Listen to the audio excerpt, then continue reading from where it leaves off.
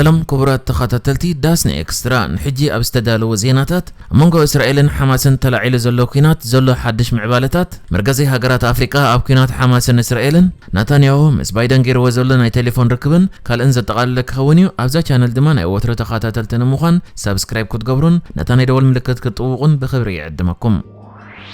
بقدم عطق حيل حماس دحر زفصم متقعتي كسب حجي قبر ملسي اب مهاب زركب سراويت اسرائيل بمنقد حيل ايرو ابيلو تمال ليتون 300 علاماتات كم زوقع غليصو حيل اير اسرائيل اب زرغو حدش حبريتا اب حد ليتي اب قازان زركبو 300 علاماتات حماسن كالوت عطقات غجلتاتن بمتقعت نفرت كم زهرمه يافريتو محبرو مرخبيتات اب زتقع ملختي عسرتات نفرت وق اسرائيل اب كبابيتات رامالان كان يونسن متقعت فصيمن نيلو نزي سيعبو نما اكلات ازن صرن حويسو اوشت مسجد نيرو زبلو مخزن اصوارن غزا حدا ازاز حماس كبلو زغلصون علاماتات كم زعنوان غليص لا بتوسخي سراويت اسرائيل مسقازا زرخب دوب داغماي تقصاصير يا الله كبل افليتو وابقال سراويت مكلخال اسرائيل ريل ادميرال دانيال هاغار دما بدحرتي هاندبتاو متقعتي ابز حلفه معالتي ورار كم زي تفصم حبيرو مهندسات اب كفلات تحصور زعنول كبابيتات نتوكت ناي مكان سرح يكايدو كم زلوون وسيخو غليصو عضقات حماس بقدام متقعت قد مخفاتهم نتحصور اب استفلالي بوتاتات سيرم يامنيرم ازي حج زلو حماس بقدام ابلع اسرائيل متقعت دحر مفصمو زجمره كينات بزتفلالي وغانات عالم زتفلالي مغلصታት زتوهبل خوينو امريكا كندا حبرت اوروبان عباي بريطانيا دما اب غون اسرائيل كم زلوا بعل افليطانيان بوغن افريقاون بزعبازي امونغو حماسن اسرائيل تفطير زلو كينات مغلصيታት وصيلا مرحتي افريقا مبزحتهم كلهم تواغات وغانات نتيب هاندبتاو متقعتي فلسطيماو عطو جل حماس تبغس ግጭት ከበቅዕዮም ጸዊዕም ዘለዎ መርገጺ ሃገራት አፍሪካ ግን ሙሉ በሙሉ ሓደ አይነበረን ዛምቢያ ኬንያን ጋናን ንዕጡቅ ጉጅለ ሐማስ ብግልጽ ክኾንነን ከለዋ ንእስራኤል ዘለዎን ደገፍ ድማ ብዕሊ አፍሊጠንየን ሱዳን ጅቡቲን ደቡብ አፍሪካን ድማ ንፍልስጤማውያን ዘለዎን ደገፍ የንገሊጸን እስራኤል ኣብ ዝሓለፈ 10 ዓመታት ኣብ አህጉር አፍሪካ ዘለዎ ዲፕሎማሲያዊ ህላወ ክትዕብያ ጸኒሓ ብዙሓት ሃገራት አፍሪካውን ኤምባሲታትን ካብ ተል አቪቭ ናብ ኢየሩሳሌም ንምግዓዝ መደብ ይጸኒሕወን ይኹን እምበር እስራኤል እቲ ክትገብሮ ጸንሐ ዲፕሎማሲያዊ منقسقاس ابزنا حج ግጭት ካብ አፍሪካ ተጽበየ ዝነበረት ሙሉ ደገፍ አያምጻላን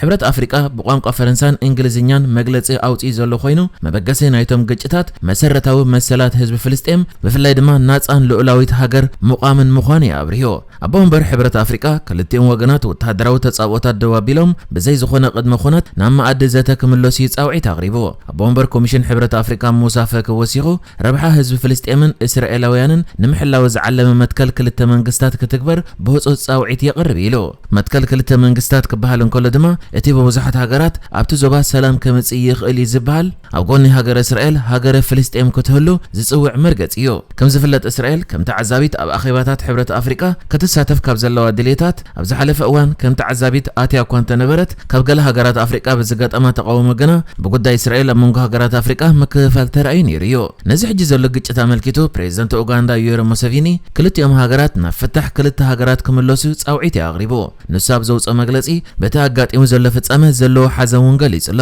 ከም ዝከር ርክብ ኡጋንዳን እስራኤልን ንምሕያሽ ኣብ ዝተገብረ ጻዕሪ ሙሴቪኒን ቀዳማይ ሚኒስትር እስራኤል ቤንያሚን ነታንያሁ ኣብ 2016-2020 ተቀቢሉ ኣዘራሪቦ ይፈልጥ እዩ ፕሬዚደንት ኡጋንዳ ኣብ 2020 ዝምድና እስራኤልን ሱዳንን ንምሕያሽውን ጻዕርታት ገይሩ ነይሩ እዩ እቲ ግጭት ዳግማይ ምድጋሙ ሲዒቡ ግና ሚኒስትሪ ጉዳያት ወጻኢ ሱዳን ንፍልስጤማውያን ደገፍ ሂብሎ ሚኒስትሪ ወጻኢ ጉዳያትታ ንነብሳውን ኣወጋ ሓደ ሕተ ሸይማ ዘላ ሱዳን ኣብ ዘውፀ መግለጺ ሱዳን ኣብ ፍልስጤም ዘሎ ሓደገኛን ከቢድን ኩነታት በቀረባ ተካታተለላ ሱዳን ህዝቢ ፍልስጤም ናጻ ሃገርን ሕጋዊ መሰላትን ክህልዎ እትገብሮ ደገፍ ደጊማ ተገለጽ እቲ ግጭት ኣህጉራዊ ፍታሕ ክግበረሉን ንጹሃ ዜጋታት ካብ ጎነጽ ክሕለውን ትጽውዕ ክብል እዩ ብመንገዲ ናይ ፌስቡክ ሕሳቡ ዘርጊሑ ዘላ ደቡብ አፍሪካ ብወገና ህጹጽ ተኽሲ ደው ናይ ምባል ስምዕ ክካየድ ያጸዊዓ ብጽሕፈት ኣህጉራዊ ዝምድናን ምትሕጋዝን ደቡብ አፍሪካ ኣብ ዘውፀ መግለጺ እቲ ዞባ ብማእከልነት ውድብ ሕብራት ሃገራት ክልተ ሃገራት ዘቀውም ፍታሕን ኣብ መንጎ እስራኤልን ፍልስጤምን ፍትሓውን ኩሉ መዳያውን ሰላም ንምዕዋት ቅድሚ ሕጂ ዝተወስደ ውሳነታት ውድብ ሕብራት ሃገራት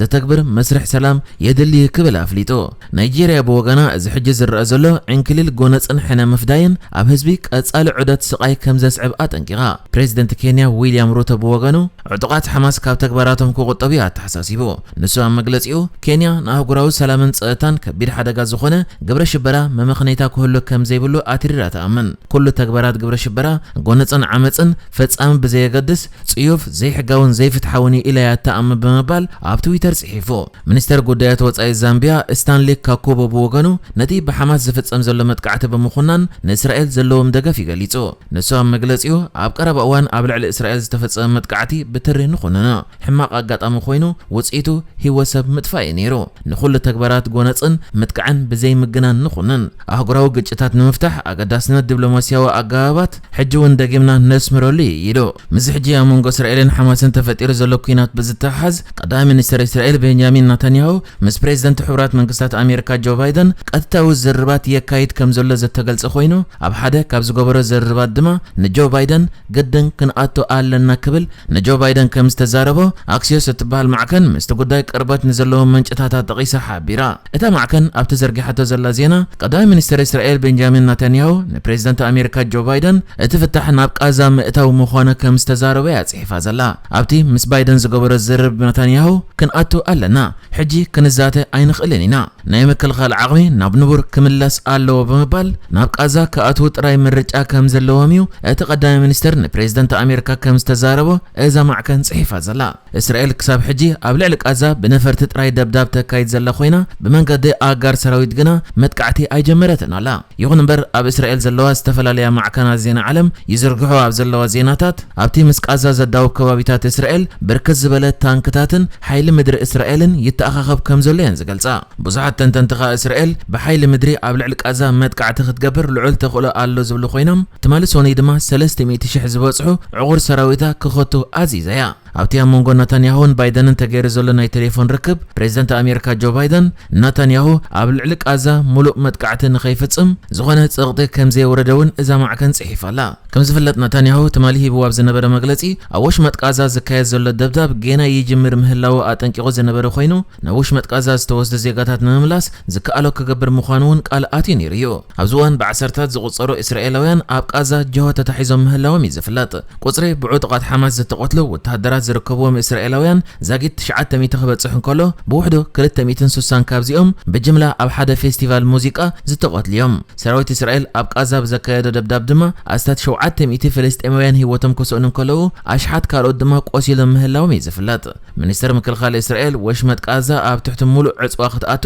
ንሕልታት ፀጥታ ትእዛዝ ዝሃበ ኮይኑ ከም ሳዕቤኑ ኣብታ ዞባ ዋሕዚ ቀረብ መግብን ማይን ነዳድን ደው ኢሉ ኣገልግሎት ማይን ኤሌክትሪክን ተቋሪጹ ሎሚ ለይቲ ጸልማት ነጊሱ ሓዲሩ እቶም ንእስራኤላውያን ሲቪላውያን ከይተረፈ ጆ ሒዞም ዘለዉ ብከታኢብ አልቀሳም ወይ ድማ ብርጌድ አልቀሳም ዝፍለጡ ዕጡቅ ክንፊ ሓማስ ንነፍሲ ወከፍ እስራኤል ብዘይ ቅድሚ ኩነት መጠንቀቕታ ኣብ ልዕሊ ሲቪላዊ ኣባይቲ እትገብሮ ደብዳብ ካብቶም ዝሓዝዎም ጅሆ ሓደ ብሓደ ሲቪላውያን ዜጋታት እስራኤል ክርሽኑ ምዃኖም ኣጠንቂቖም እዮም